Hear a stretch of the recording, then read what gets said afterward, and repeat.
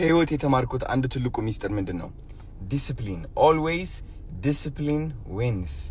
ዲሲፕሊን የሆነ ሰው ሁሌም አሸናፊ ነው። ልንገራችሁ፣ ሰው ያወድቃል፣ ሰው ይጥልሃል፣ ሰው ከፍ ያደርግሃል፣ ይወድሃል፣ ይጠላሃል። ሰው ብዙ ነገር ነው። ልንገራችሁ፣ እናንተ እንድታሸንፉ የሚያደርጋችሁ ግን ዲሲፕሊን ነው። ሰው ወደደኝ ጠላኝ፣ I'm going to keep going, I'm going to keep being myself። ገባችሁ? ለቤተሰብ ስትል ዲሲፕሊን ሊኖር ይገባል።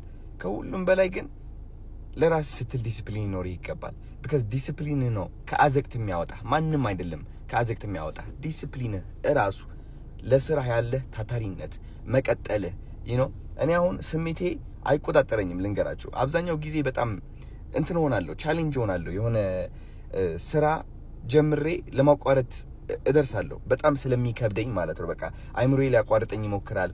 አይ በቃ አትችለውም፣ ይከባድ ነው ምናምን ይለኛል። ግን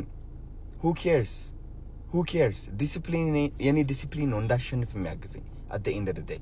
So discipline always wins.